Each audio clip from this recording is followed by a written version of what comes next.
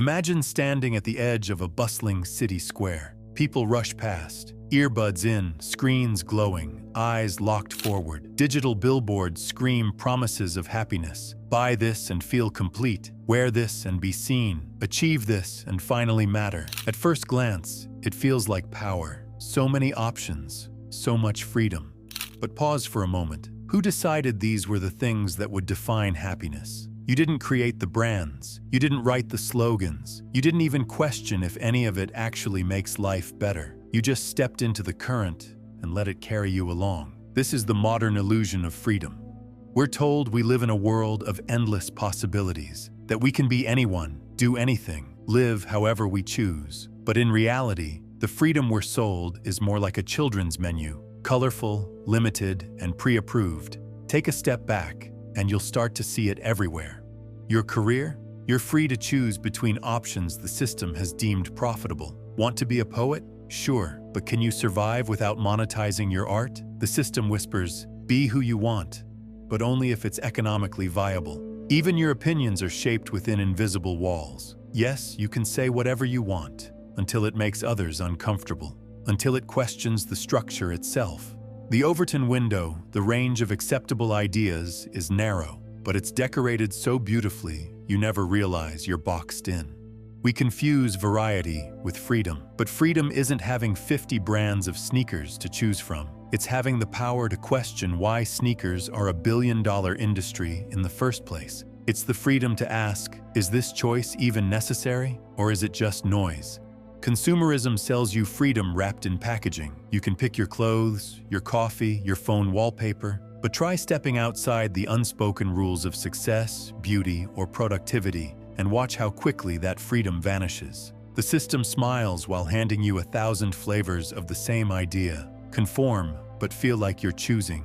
Think about social media. It promises you a platform, a voice, a stage to express yourself, but that voice is guided by algorithms that reward conformity, outrage, and superficiality. Say something real, and you might get buried. Post something trendy, and you might go viral. It's not expression, it's performance. Even rebellion is packaged now. Want to feel like a nonconformist? Great. There's a brand for that. There's a hoodie, a playlist, an aesthetic, and a hashtag. Modern rebellion often looks more like a marketing campaign than a movement. And here lies the most dangerous part of the illusion. You feel like you're free. You walk through life feeling like you're in control, never realizing the lanes were drawn long before you arrived. The illusion works so well because it rewards you just enough dopamine, just enough success, just enough applause to keep you from asking, wait, is this really freedom? True freedom isn't about infinite options within a limited box. It's about seeing the box. It's about stepping outside of default modes and asking, why do I want what I want? Who benefits from my choices?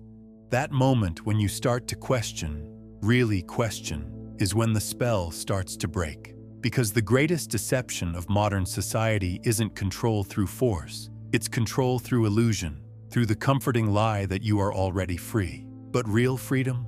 That begins only when you stop mistaking the menu for the meal. Picture this. You wake up, you check your phone, scroll past a motivational quote that says, you have the same 24 hours as Elon Musk. Suddenly, your mind starts racing. Emails to reply to, tasks to check off, goals to chase. You feel behind even before brushing your teeth. Welcome to the productivity trap, a world where busyness has become a badge of honor, and your value is measured not by who you are, but by what you produce. Society applauds the grinders, the hustlers, the ones who never stop. We romanticize burnout, glorify sleep deprivation. We chase milestones not because they fulfill us, but because we're terrified of falling behind. The message is clear. Your worth is tied to your output.